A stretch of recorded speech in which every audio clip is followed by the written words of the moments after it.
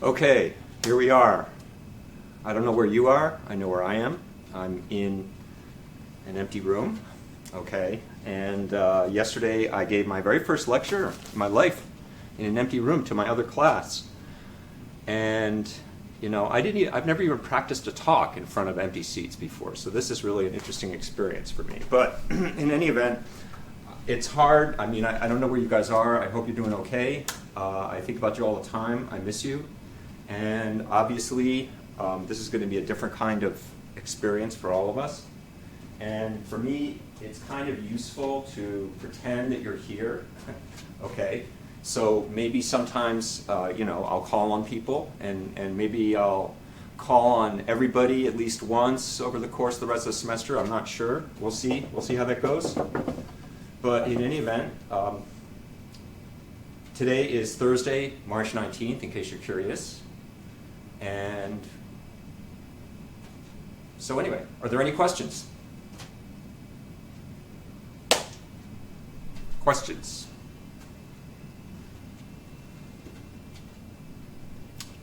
Bryce. Good question. Okay, so what room is this? This is Thurston 203. Now, I happen to know about this room because my other class meets here. And we've always been wondering what this spy cam in the back of the room is, and now I know. It's a panopto camera, and it will record lectures, and I can set it up so it sees the board, which is what I really need for my classes, as you know, because the board is my preferred method of delivery.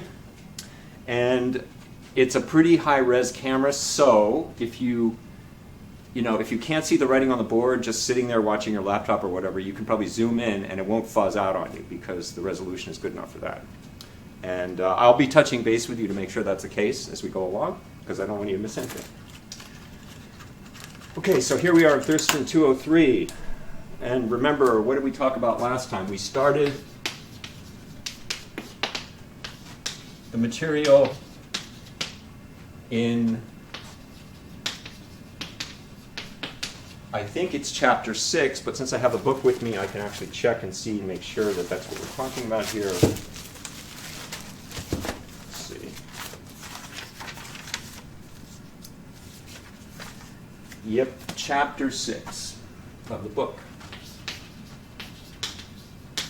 And essentially what this is about is frequency response. And in particular, we're going to focus on causal FIR systems. All right, so what's the basic idea? I feel as if the lecture last Thursday, when we were all sort of reeling from one thing after another coming from Day Hall, I just felt kind of off, and I'm not going to give the lecture over again, but I felt like my derivation of the frequency response was a little bit disjointed. I'm not going to rederive it. You can read about that in the book, but I'll try to explain more smoothly than last Thursday what's going on. Here's the basic idea. Say your system is governed by the usual difference equation. So y of n is equal to, I made a mistake here, a board error. So what I'm going to have to do is start this over again. We have two boards here. So remember, I'll do this. Don't laugh, please. Don't laugh. By the way, this microphone is pretty good. This ceiling micro. I don't even have to wear a wireless mic. But if you can't hear me, I want to know. All right. So we started the material in chapter 6, and that's all about frequency response of causal FIR systems.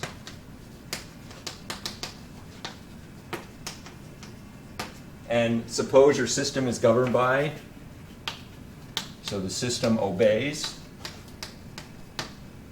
That's an active voice way of saying is governed by the usual difference equation. So it's like the sum from k equals 0 to cap m of bk x of n minus k.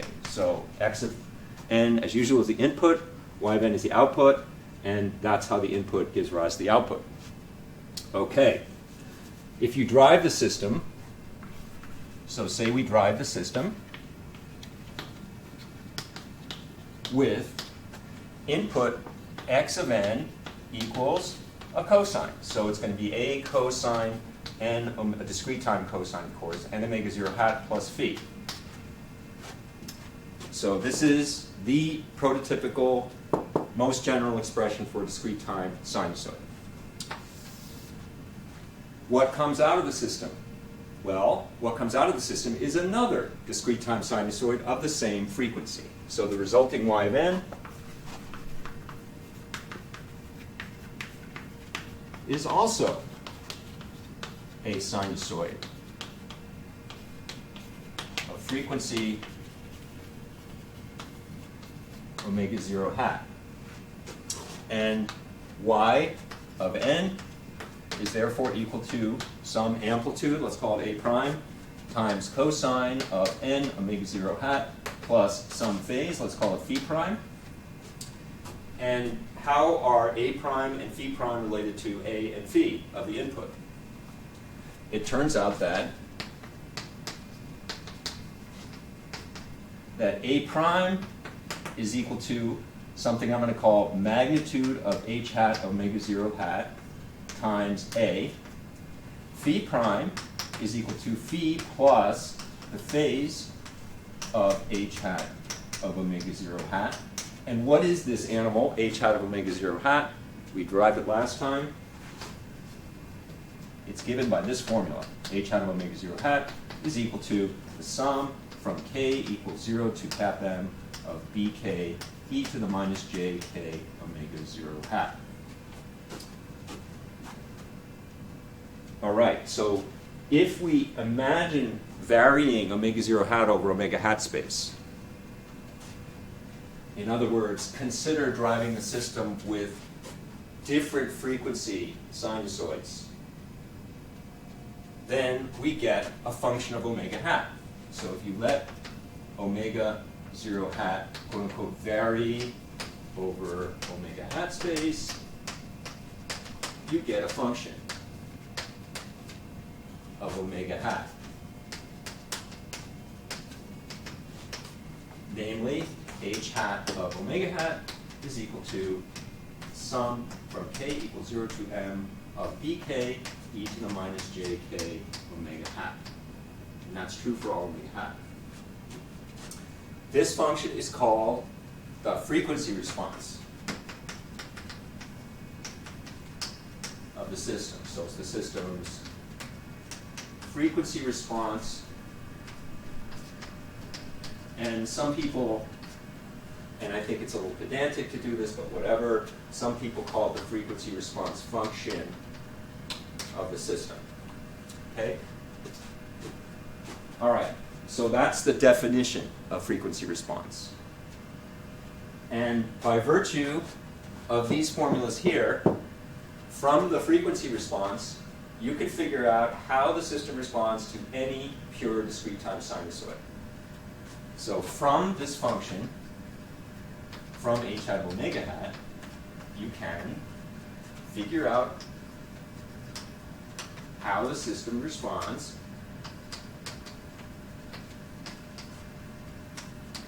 to any input, any pure discrete time sinusoidal input. And the way you figure it out is using those formulas over there. So if you have a specific frequency omega 0 hat that you're driving it with a specific amplitude A and phi for phase, that's how the output arises. The output is going to have an amplitude equal to the frequency response evaluated at that frequency times the original input amplitude, and the phase is going to shift by the phase of the frequency response evaluated at that frequency. And last time I talked about some qualitative stuff like for example, if the magnitude of h hat at some frequency omega 1 hat is big, then the system tends to amplify sinusoids of frequency omega 1 hat. If it's small, it tends to attenuate them. If it's 0, it kills them. It annihilates them. And we'll have a lot more to say about that as we go along. Okay, so that's the frequency response, and I want to caution you once again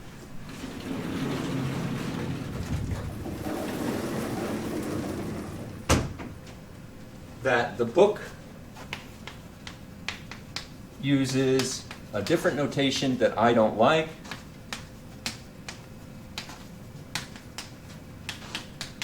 And we'll see why later on, why they use this. So they use this. I can't even say it. Okay, remember I told you it kind of burns in my head whenever I look at that. They use that notation where I use, well, let's say where we use. Let's be rebellious here, and as a team, remember we're all on the same team, okay? And sometimes it's us against the university, sometimes it's us against us, sometimes it's us against the book. In this case, it's us against the book. H hat of omega hat. And oh, and by the way, we won't hold it against you. If you like the book notation, fine, go ahead, use it on the homework, whatever. No one's going to take points off. For all I know, the TAs like it better, and they're keeping it to themselves anyway.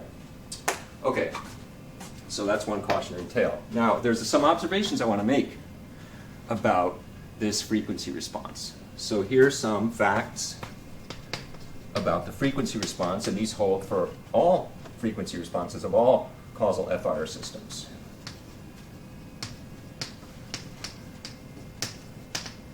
First off,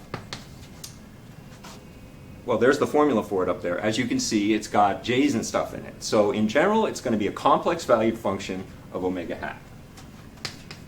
So h hat of omega hat is a complex valued function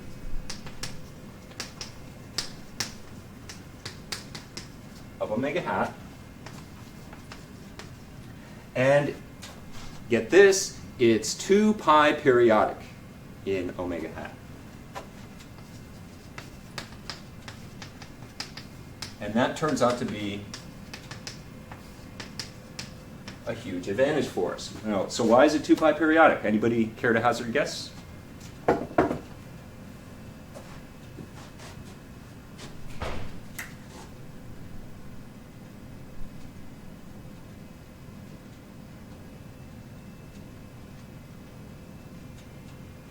Alec? Yeah, basically that's what I'm thinking.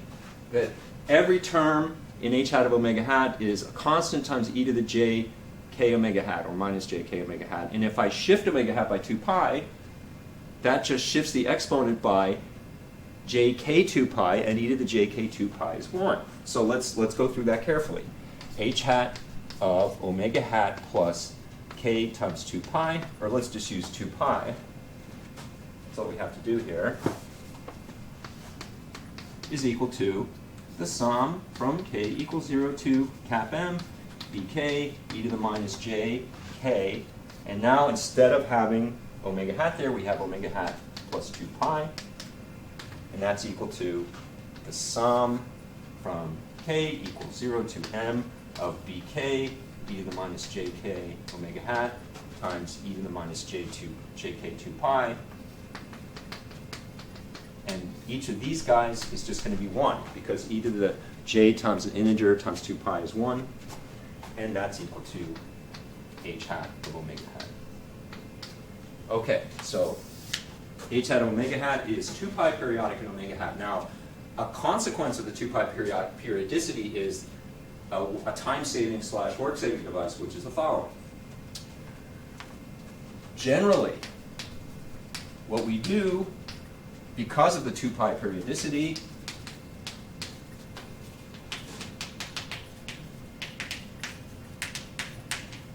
what we do is we graph h hat of omega hat only on the interval minus pi to pi in omega hat space.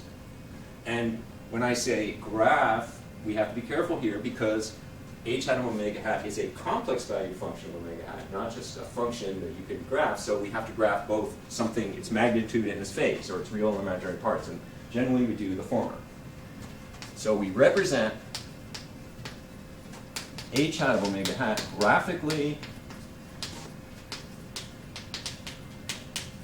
only on the interval 0 to minus pi to pi,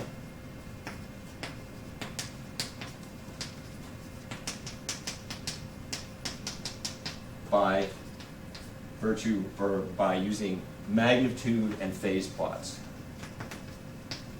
And we're going to do some examples in a moment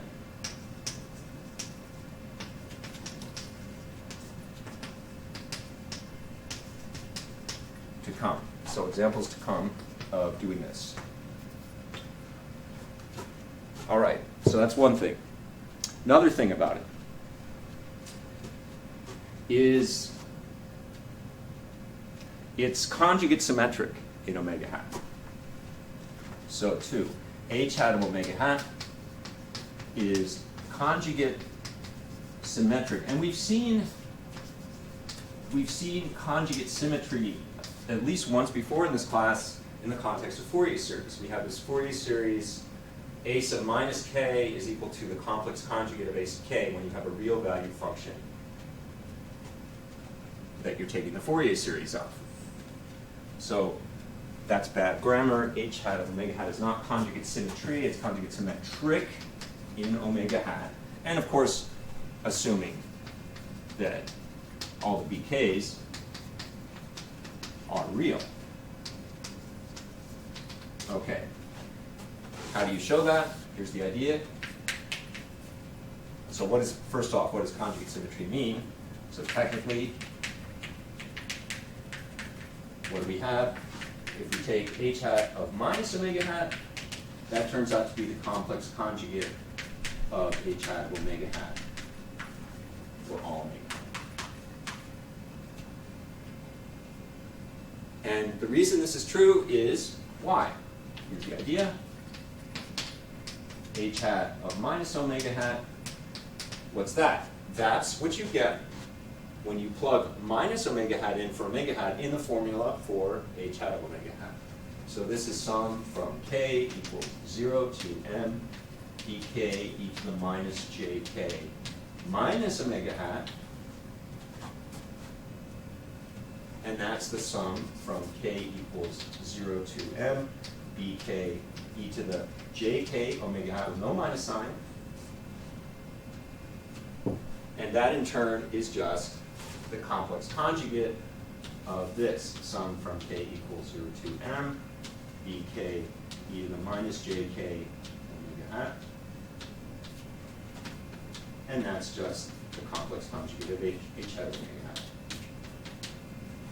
And the key step here, this equality follows, this implication follows, because the BKs are real. All right. So you have conjugate symmetry. Now, what use is conjugate symmetry other than just a thing to know? Well, if someone came up to you in Ho Plaza and asked you to graph the magnitude and phase of h hat of omega hat on minus pi to pi, and those things were inconsistent with conjugate symmetry of h hat of omega hat, well, you'd made a mistake somewhere, and you would know to have to do it again. Now, what does it mean for magnitudes and phases to be, and by the way, you might have seen, I'm going to erase this, the residue of the board error. What's so funny?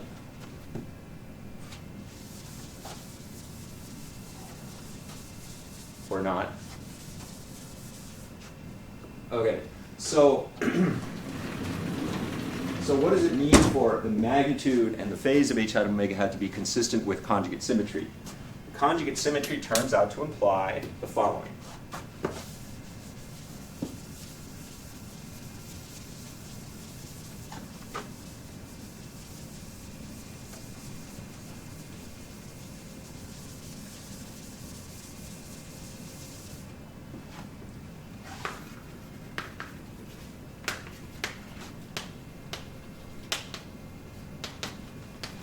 It implies that the following conditions are true. Magnitude of h hat of omega hat is an even function of omega hat.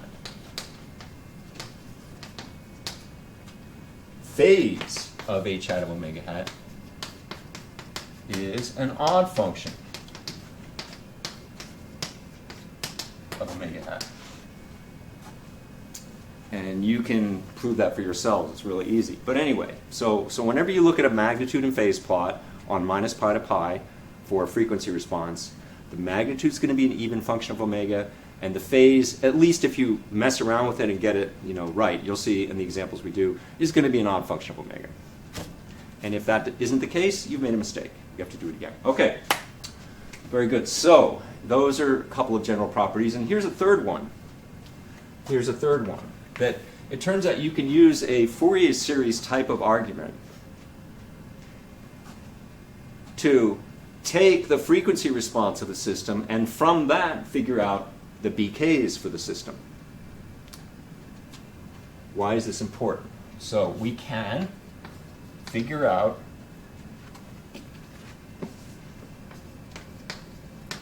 the BKs for the system from the system's frequency response.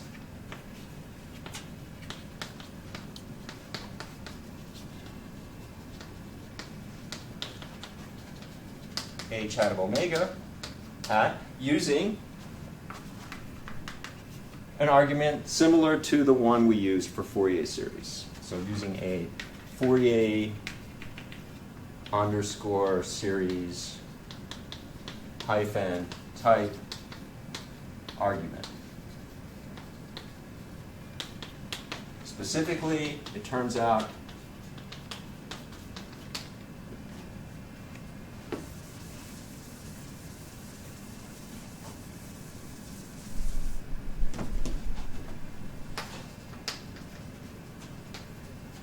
that BK is equal to 1 over 2 pi times the integral from minus pi to pi h hat of omega hat e to the j k omega hat d omega hat for all k's. So 0 less than or equal to k less than or equal to m. I'm not going to derive that. I'm not going to go through the argument for that. It's a simple Fourier series type argument. But I want to drive home what I consider to be, I hope the microphone can hear me over here, and a very important consequence of that. Okay, so what's the important consequence?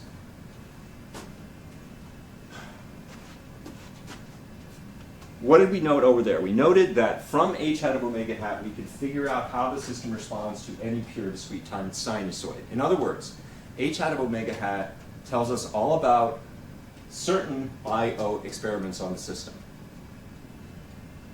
i.e. driving them with sinusoids. But wait, by item 3 here, we can figure out the BKs from h hat of omega hat. And once we know the BKs, we know the I/O relationship for the system that holds for general inputs and general outputs. Conclusion is, knowing h hat of omega hat, so thus, know h hat of omega hat implies know the BKs, implies know all about the system.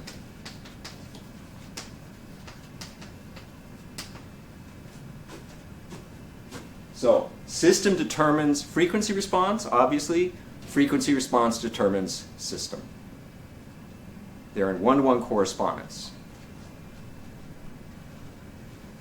Now, we've seen this before. We've seen this kind of thing before. Remember when we talked about impulse response? Yes?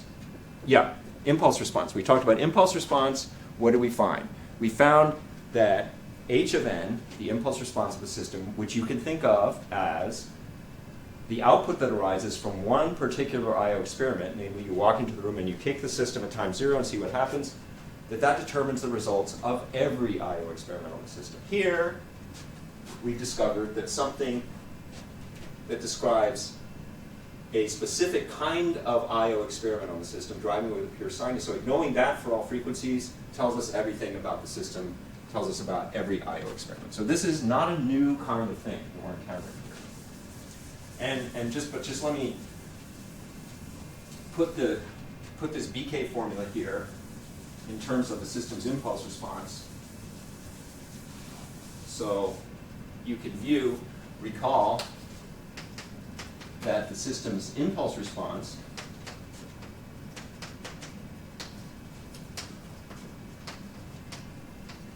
is this. It's h of n is equal to b sub n when n is between 0 and cap m. And I'll try again. I know, I'm sorry, the u's, the n's, everything. They look the same sometimes, 0 otherwise. Okay. Thus, we can recast this expression here that gives the BKs in terms of frequency response as follows, in terms of the impulse response. So thus, we have h of n equals 1 over 2 pi, integral from minus pi to pi, h hat of omega hat, e to the positive j n omega hat, d omega hat. And this is true for 0 less than or equal to n, less than or equal to n. It's not true for all n's out. It's equal to, it's true for these. So we can figure out the impulse response from the frequency response, and of course we can figure out the frequency response from the impulse response. And it might be worth calling this equation, let's call this equation star star, and I'll write equation star on the next board.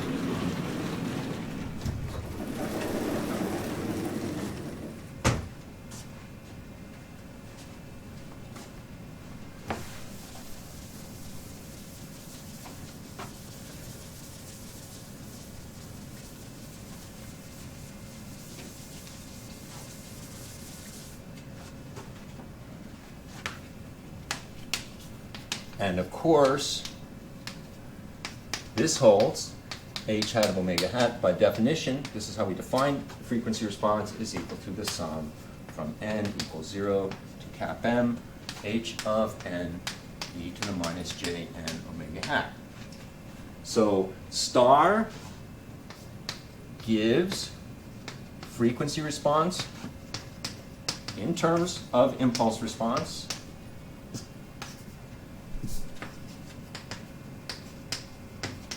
And double star gives the other way around. Gives impulse response in terms of frequency response.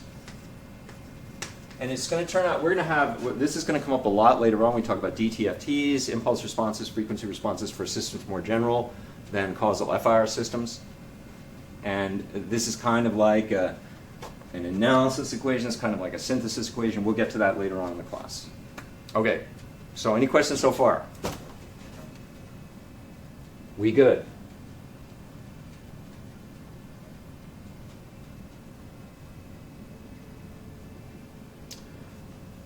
Okay, so we know what frequency response is.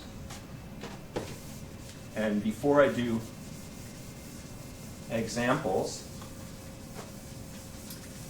I want to talk about something, and this is something that, I don't know, it's, some people love it and some people hate it, but let's go for it anyway.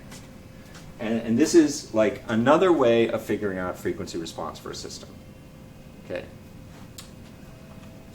Other than plugging into the formula, star. So, other than plugging in to the formula, or whatever formula star, here's another way.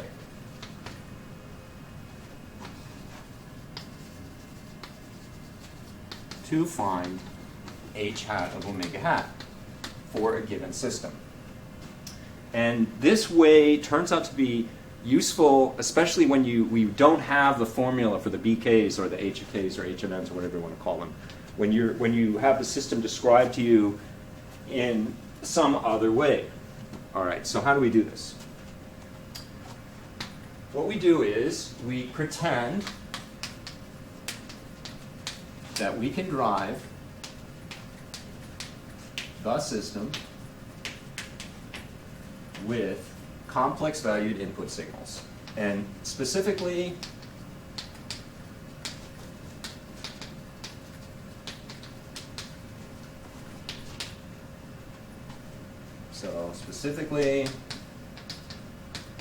what happens if we think about putting the signal e to the j and omega hat as the input to the system. Now, people, this is a common Poe Plaza and especially Arts Quad as well question. Like, what do you mean by driving an actual real life system with a complex valued input? And you can give a glib answer, the following glib answer. Well, what you do is you drive it with the real part, and you drive it with the imaginary part, and then you assemble those appropriately by linearity. And that should satisfy them or scare them away. Okay, and either one of those outcomes, in my opinion, is satisfactory. But I want you to imagine, no pun intended, driving the system with complex by input form, a signal in that form. What happens? Let's just blindly plug in. So let's plug this into the system's I/O relationship. And what was that I/O relationship? It's this. It's y then is equal to sum from k equals 0 to cap m. And you can write it either in bk form or in h of k form.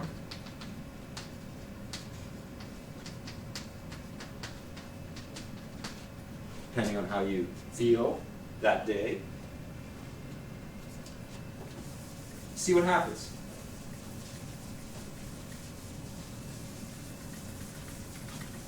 See what happens here. So let's plug in. We get y of n equals the sum, and I'll use the h of k form for now, with if no one objects. You object? No, you're just doing that. Okay, fine. Sum from k equals 0 to m of h of k, x of n minus k, that's going to be e to the j n minus k omega hat. Right? Now, e to the j n minus k omega hat factors into two factors, one of which doesn't depend on the index of summation, so I can write this as the sum from k equals 0 to m h of k e to the minus jk omega hat times e to the jn omega hat. Right? Factor e to the jn omega hat out of every term. That's cool. But what's this? Whoa, look at equation star over there. This is h hat of omega hat.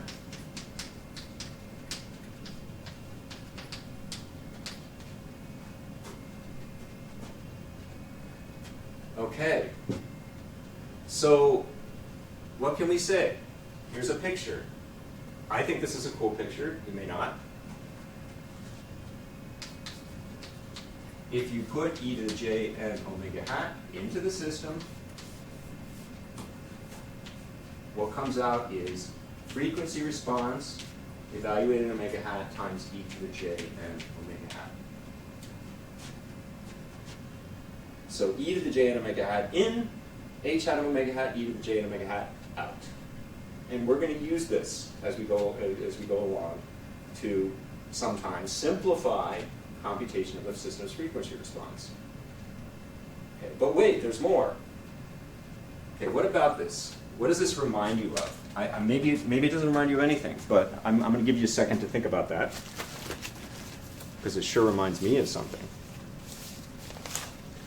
And I need this second to find more chalk. So, here we go.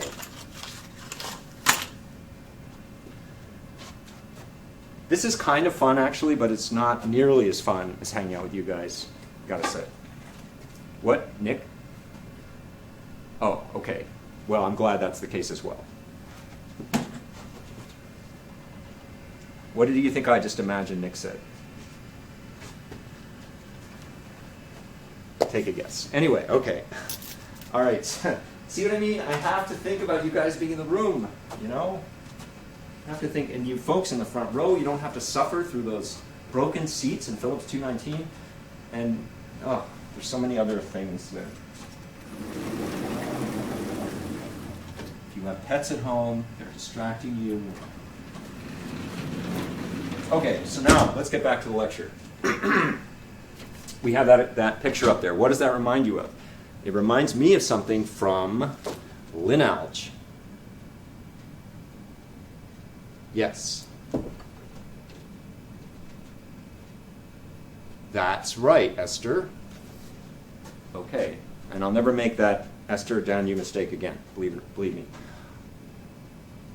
If you take, in linear algebra, remember, if you have a square matrix and you have a vector and you multiply the matrix times the vector and you get just a number times that vector, we call that vector an eigenvector of the matrix, and we call that number an eigenvalue of the matrix. And the vector is an eigenvector of the matrix corresponding to that eigenvalue. Thus, the signal x of n equals e to the j n omega, so in this way, the input x of n equals e to the j n omega is, for all possible values of omega,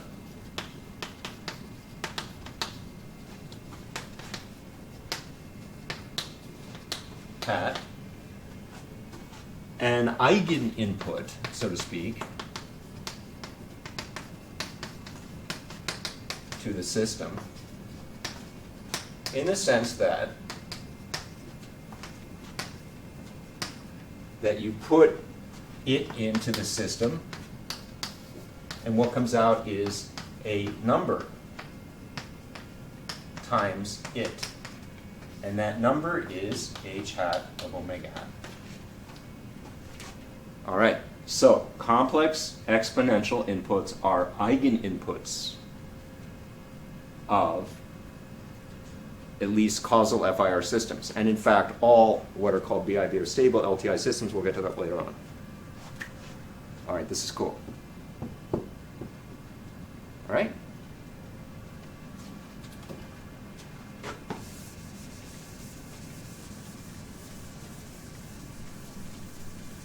Now, let's do a little reality check here. What if you drive a system with a constant input signal? What if you drive a system with a constant input signal? What is the output going to be? And when I say system here, I mean a causal FIR system of the kind we're talking about.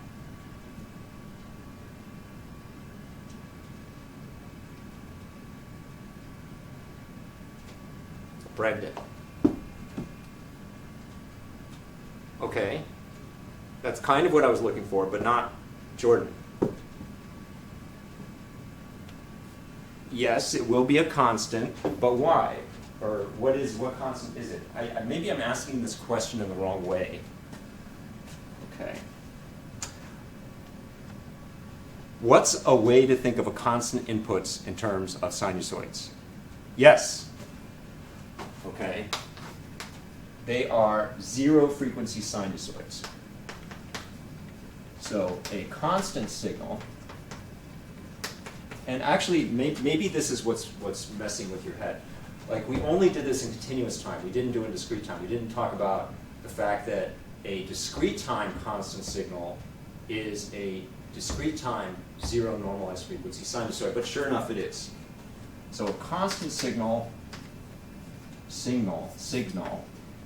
x of n, say, equals, say, a0, is a discrete time sinusoid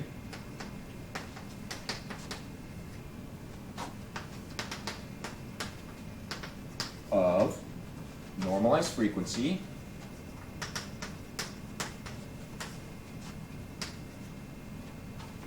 omega 0 hat equals 0. And phase, what is its phase? Trick question. What is its phase?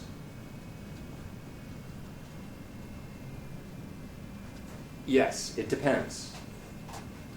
It's either 0 or pi, depending on the sign of the real number a0, assuming a0 is a real number.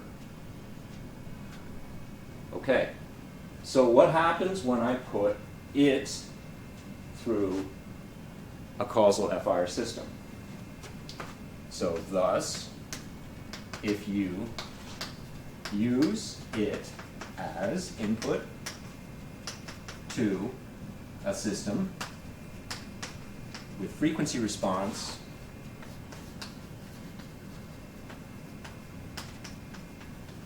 function, whatever you want to call it, h hat omega hat, what comes out is the following. The output signal is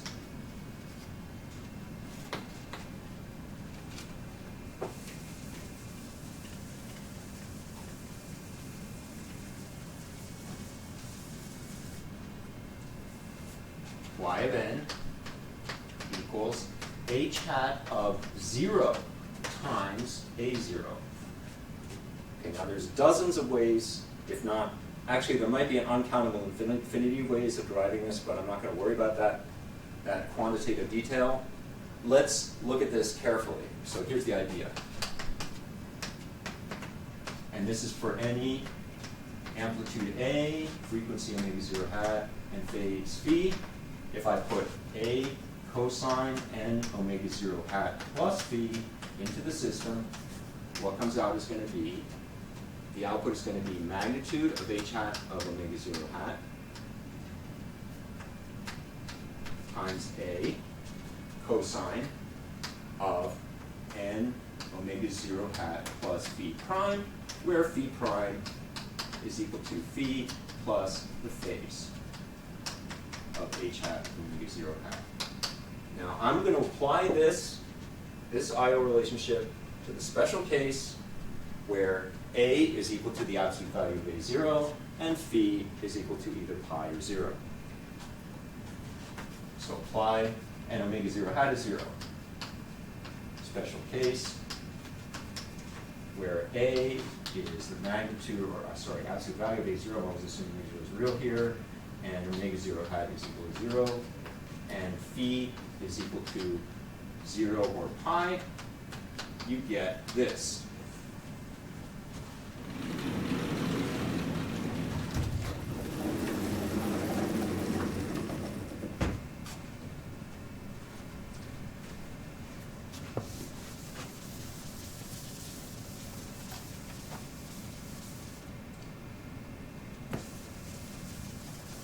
One thing, by the way, about this room, and unfortunately there's no class in here to help me out with this. Once in a while, I've discovered this semester, I make a Blackboard error in the following sense, that I forget to swap the boards and I go over and erase board n-2, okay, instead of erasing board n-5 once I've reached board n. And what the class usually does, my other class, they go, wait, you know, like, wait, board error, you know, or something like that. But you guys, unfortunately, you can't do that because, you know, you're chilling at home or whatever. But anyway, okay, I didn't make that mistake this time, but if I do, I'll try to atone for it somehow. All right, so plug in those things. What do we get? We get that y of n is equal to magnitude of h hat of 0 times the absolute value of A0 times e to the j phase of h hat of 0 plus 0 or pi, depending on the signum sign of A0, and that's just the same as this, magnitude of h hat of 0 times e to the j phase of h hat of 0, all that times A0 e to the j 0 or pi, and this is just going to be A0, and this is just going to be h hat of 0. And a byproduct of this is h hat of 0 is always real, and you can figure that out from the formula for h hat of 0. If you plug in, where's the formula? Star, is it gone? I just erased it. Or here's the formula. Here's h hat of omega hat. If I plug in 0 for omega hat, I just get a sum of a bunch of h's, right? Little h's. That's a real number. So h hat of 0 is real. It could be negative, but it's real. If it's negative, then phase of h hat of 0 is minus pi or whatever you want to call it. So anyway, that's the reality check. If you drive a system with a constant, the thing that determines what comes out is the value of the frequency response at omega hat equals 0. Okay.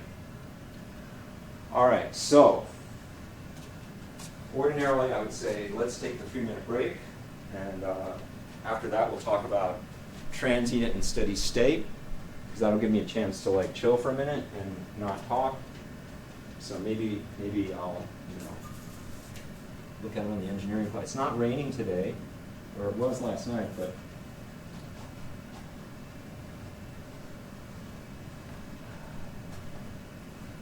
what I'll have to remember is to give 72-minute lectures rather than 75-minute lectures to compensate for the absence of a 3-minute break. I suppose. Breaks for me too, remember? It's not just for you. I mean, you can go get popcorn now, or whatever you do while you're watching lectures at home. As we go through this whole adventure together. Okay, all right, so now, the next thing I want to talk about before I do examples of frequency responses of some specific systems, I want to talk about transient and steady state response of causal FIR systems when driven by what the book calls, quote unquote, suddenly appearing sinusoids, which I think is a really kind of like a melodramatic, prosaic description of these things. But I kind of like it in a way, I kind of dislike it in other ways. But here's a question, let me give you a question. What if, so suppose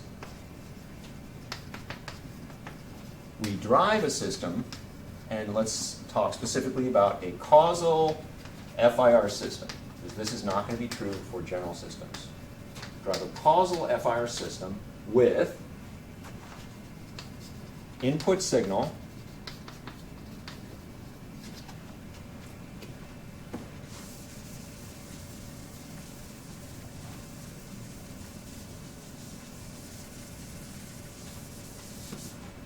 x of n is equal to a cosine n omega 0 hat plus phi when n is bigger than or equal to 0, and 0 when n is less than 0.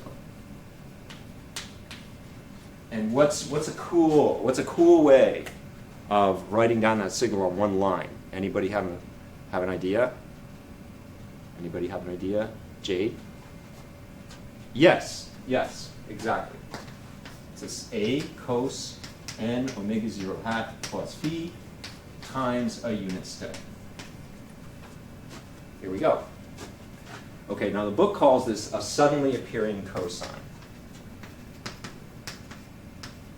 or a suddenly appearing sinusoid. I just like to think of it as actually more realistic sort of input than the ones we've been considering.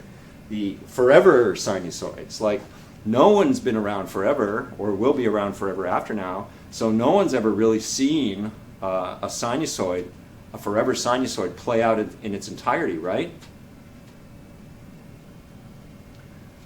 What's more realistic is the idea you walk into the room, the system's on the table, at time 0 you hook up a signal generator to it and watch what happens, right?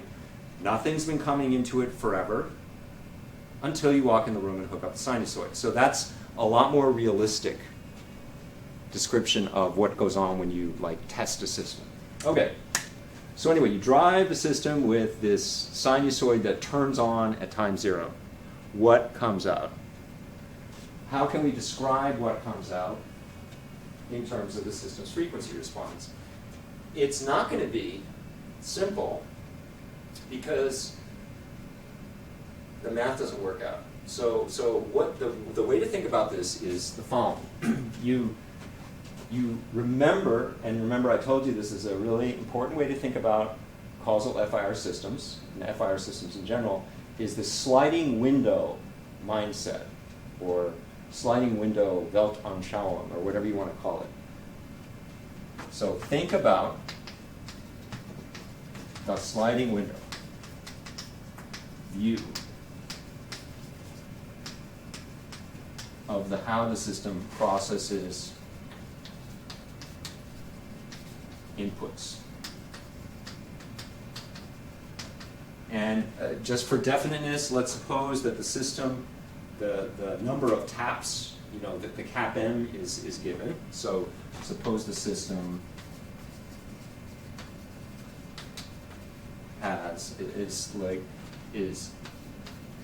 governed by this equation, so y of n is equal to the sum from k equals 0 to cap m bk x of n minus k. All right, so what does the sliding window tell us? The sliding window tells us that the way you get the output value at time n is to look at the values of the input over a window of length cap m, or cap m plus 1 technically, whose right-hand end sits over time little n. And to get values of y for later and later little n's, you slide that window along. So you're processing different x values. So what does this x look like? This x looks like, so the x values look like this. There's infinity zeros, right? And then at time n equals 0, there's stuff. And I'm not going to be really specific about what that stuff is. And I hope these are not meant to look the same because they're different stuff, different ends, whatever. So this is time n equals 0 when x turns on.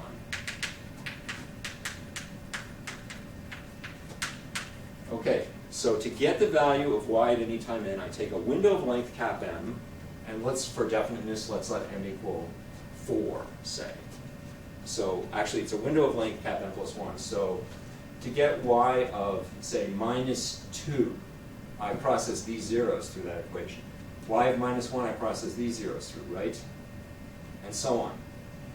And then all of a sudden at time 0, I've got a thing. I've got stuff other than zeros. And I've got stuff there too. And I've got stuff there too. So y of n turns on at time 0 as well. So as you slide the window along,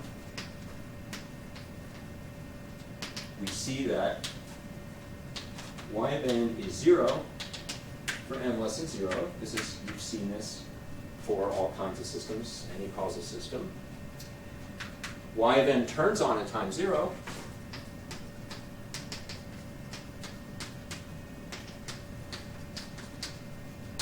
And here I'm assuming that v0 is not 0, but it doesn't have to be anyway in general.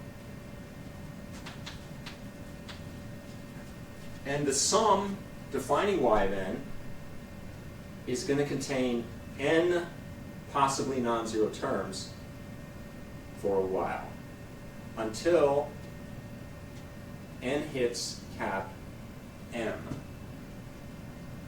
Okay? So when n hits cap m, and remember I was saying, well, say n is 4, so you're looking at a window of length 5. So here's computing y of minus 1, computing y of 0, y of 1, y of 2, y of 3, y of 4. Y of 4, every guy in the window has stuff. Same with y of 5, y of 6, and so on. And furthermore, that stuff is the same stuff as would have been in that window if we were driving the system with a forever sinusoid instead of one of these suddenly appearing sinusoids. Okay, so for time 0 less than or equal to n less than cap m, okay, the window still includes some zeros. And I'm never sure whether to spell 0 with an E or an S, or no E. Like, is it 0 with no S? Or 0, is it this? Or is it this? And previous classes we have settled on this spelling, the one that has no E in it. Okay, and so it looks like a Greek surname, like Zeros. Zeros. Okay, so for time 0 less than or equal to n less than or equal to m, the window still includes some of the zeros in x of n from negative times.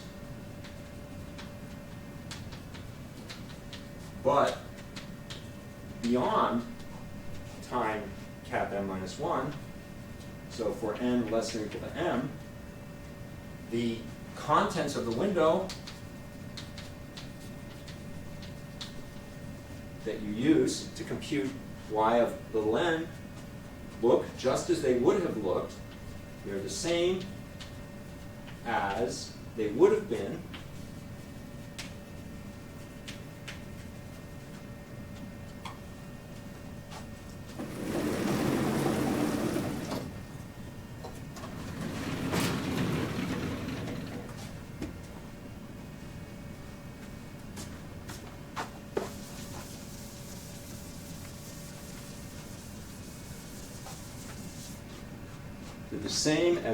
have been had we driven the system, had x of n been a quote-unquote forever sinusoid. Okay, so what's the consequence of that observation? The consequence of that observation is that for times bigger than or equal to m, the output of the system is going to be the same as it would have been had we driven the whole system, had we driven the system with a forever cosine instead of one that started at time 0. So what's the conclusion here?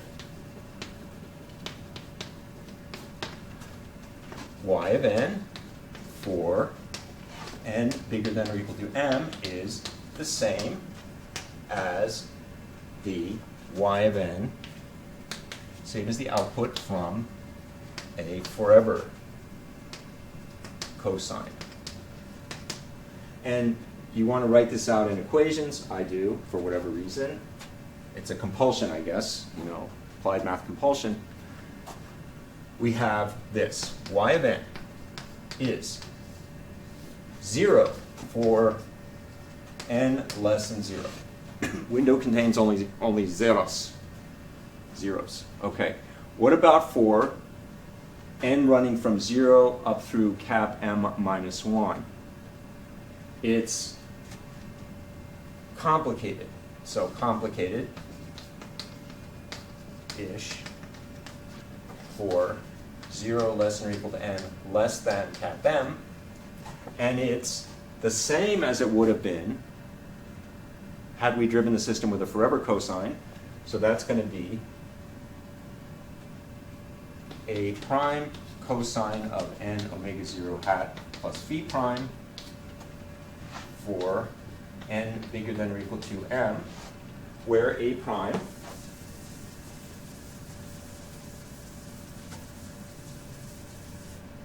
is magnitude of h hat of omega 0 hat times a. Phi prime is phi plus phase of h hat of omega 0 hat. That's the same as the output is when I drive the system with a forever cosine.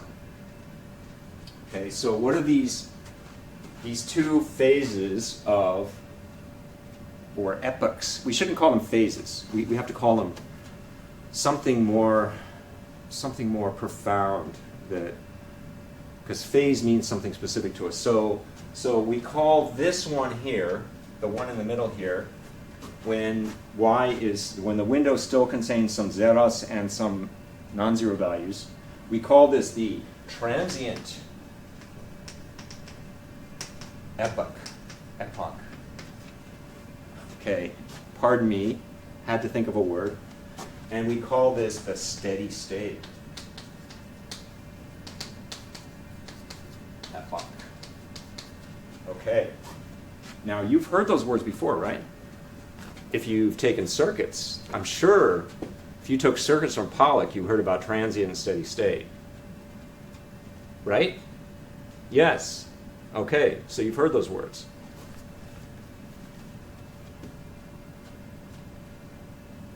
And that's how you analyze how a system responds to a suddenly appearing cosine, to a sinusoid that turns on at time 0 and is 0 for n less than 0. Nothing happens up till time 0, then starting at time 0 you go through a transient phase, and then you end up in a steady state phase, where it looks just as it would have looked had you driven the system with sinusoid for all time. Now, this is not going to be exactly true for systems that aren't necessarily causal FIR systems. It's going to be approximately true. So I don't want to go there today. So let's stay away from that. All right, promised you some examples. Okay, promised you some examples of computing frequency responses and plotting them. And when I say plotting them, what I mean is plotting the magnitude and the phase on the interval minus pi to pi, and that's all we have to do to figure out the whole frequency response because it's 2 pi periodic. So next, here's some examples. And I can't emphasize enough that it's crucial to understand these.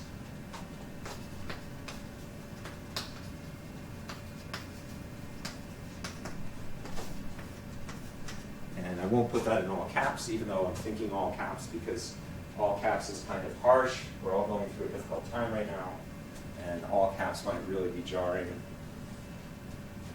to you to read, and certainly would be for me to write. Okay. All right, so let's figure out the frequency response of some simple systems. All right. How about one of our example systems? So how about the zero system and the identity system? These are really easy. Okay.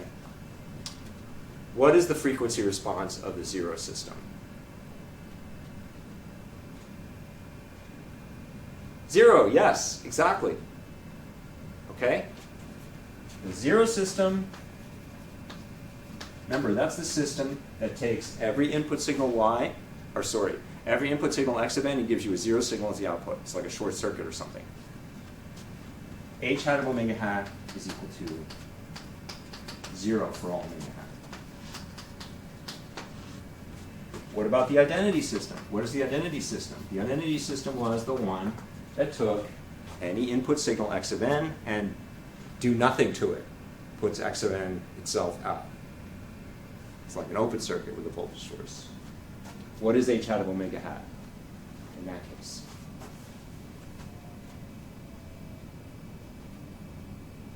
Okay, well, what do you mean by that? What do you mean h hat of omega hat is the identity? What is it? H hat of omega hat is a function of omega hat. What does it mean for a complex valued function of omega hat to be the identity? Yes. Yes, exactly. H hat of omega hat is equal to 1 for all omega hat. So these are particularly simple examples, the zero and the identity system. And we could graph those things on the interval minus pi to pi, whatever, let's do it. You can get away with a lot when there's no one in the room to criticize, to roll their eyes, to look at their phones.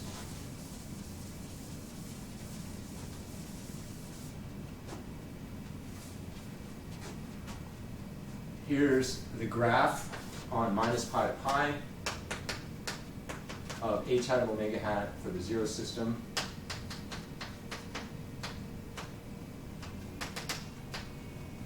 And here's the graph on minus pi to pi of h hat of omega hat equals 1.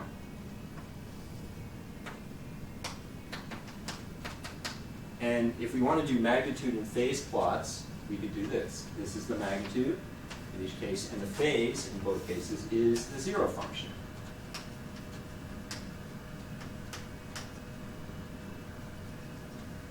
I'm just putting the ripples here to indicate that there's activity on the axis. Okay, it's not like there's anything there. Forgot to label these guys.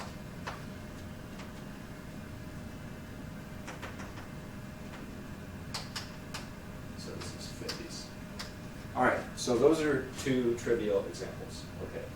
What was our next example of system, of a causal FR system? The pure N1 shift, where N1 is positive. And first I'm going to do this one for N1 equals 1, because it's easier. And then I'll show you how to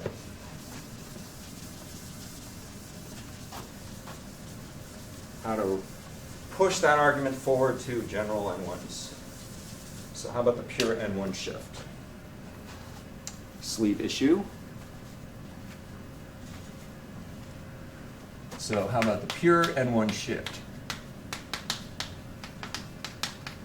y of n is equal to x of n minus 1, or n minus n1, where we assume here that n1 is positive. That's just to make it causal. If n1 is 0, that's the same as the identity system. If n1 is positive, it's a causal n1 shift.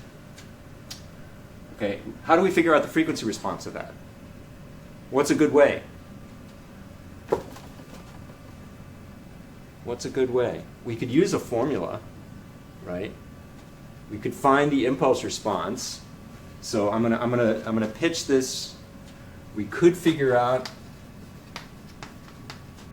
the frequency response h hat of omega hat by first finding the impulse response.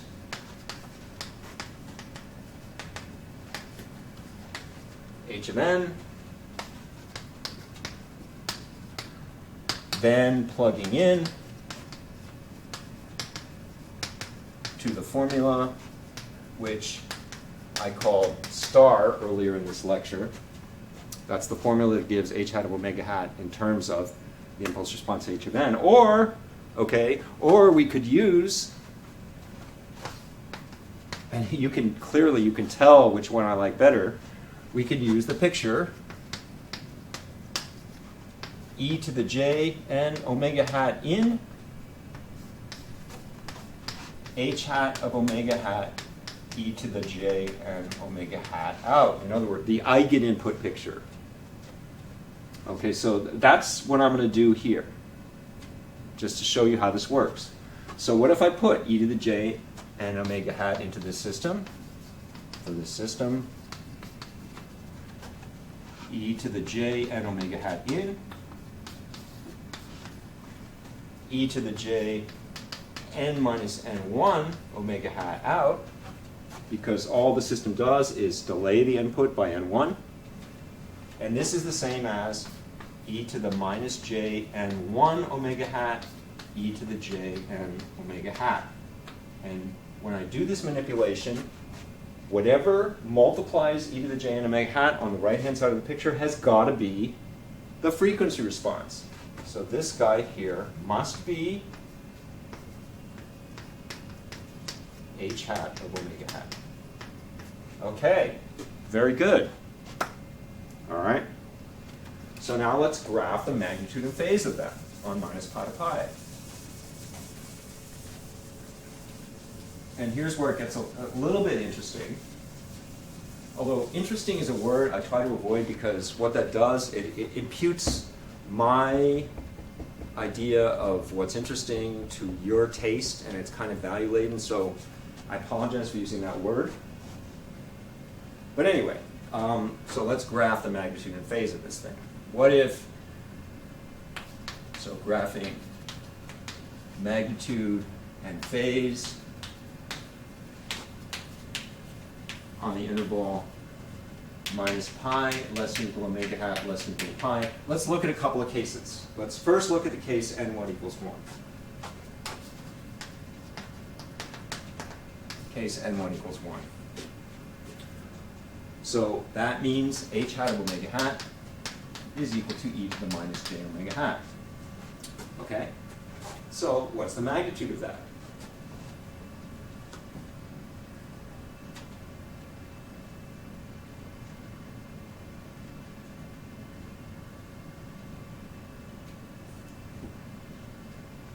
This is one of those things you've got to know like instantly. Okay, what is the magnitude of e to the minus j omega hat when omega hat is a real number? E to the j theta, when theta is real, always has magnitude 1. You know, think unit circle, think cosine squared plus sine squared, whatever you want to do. Anyway, magnitude of h hat of omega hat is equal to 1 for all omega hat. And what is the phase of h hat of omega hat equal to? It's just equal to this, whatever's multiplying j up here. So the phase of h hat of omega hat equals minus omega hat, at least ostensibly. And in this case, you may wonder why I'm writing that. Okay, we'll get to that. But on minus pi to pi, so minus pi less than or equal to omega hat less than or equal to pi, this is what the magnitude looks like versus omega hat. It's just 1, just like the identity system. Let me write it on the next board.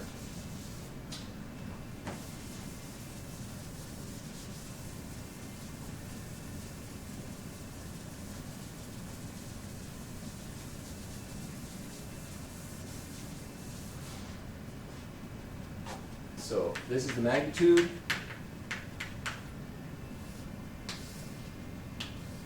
It's just 1. And what about the phase? The phase is this.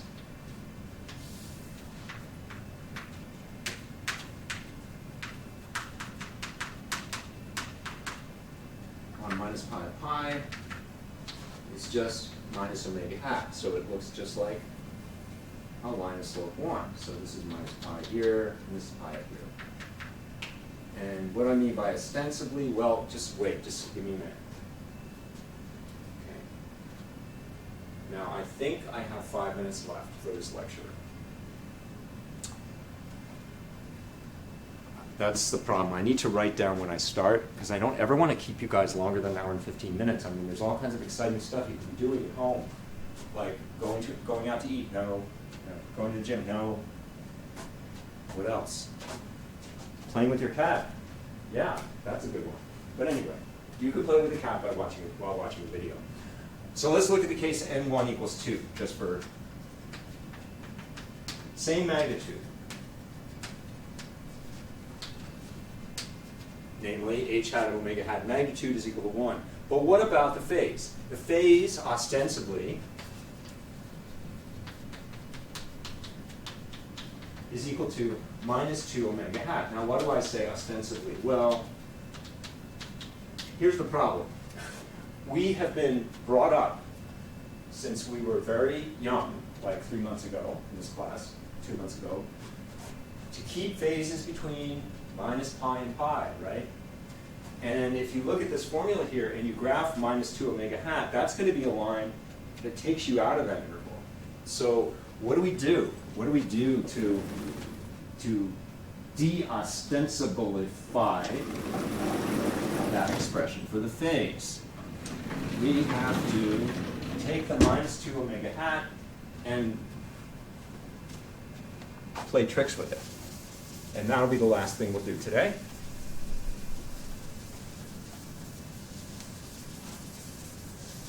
To keep the phase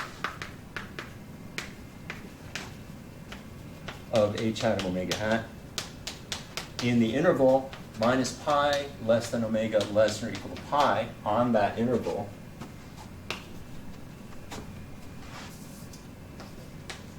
minus pi less than or equal to phase less than pi on that same interval of omega hats,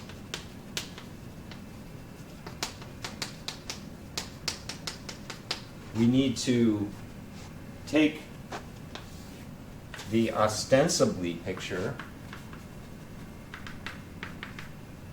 Okay, so what is that? If this is minus pi and this is pi, then it looks like this. This is going to be 2 pi and minus 2 pi.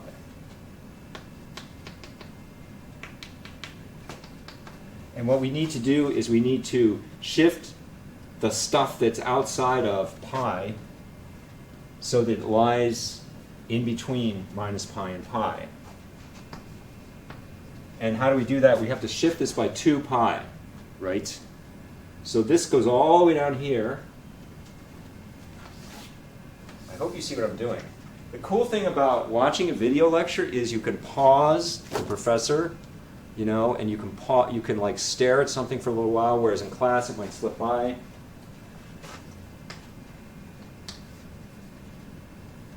So here's minus pi and pi.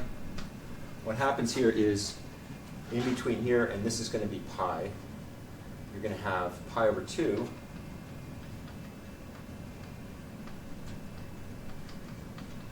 and minus pi over 2. And you're going to have, that's going to stay the same. So this is going to be pi and minus pi. And then this guy is going to slip down here. And this guy is going to slip up there. Although if it's going up, is it slipping? It's climbing. It's going to climb up there. I don't know. Don't be picky. Don't be picky. Like so. And there you have it. Let me make sure that's right.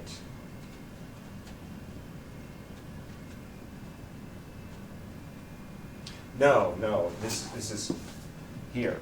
There we go. That's what we have. Okay? See what I did there?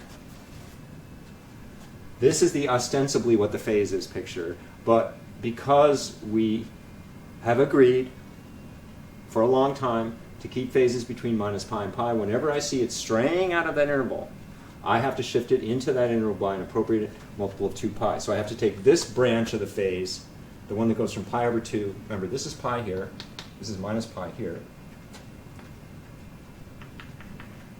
and shift it down by 2 pi.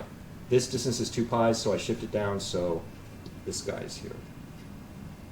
Here. Right. There we go. And you get that. Same thing over there. Okay, so that's, and you can imagine, let me just say one more thing.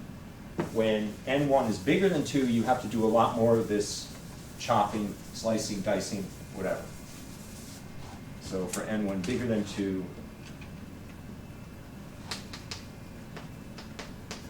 it gets more complicated, but the same idea.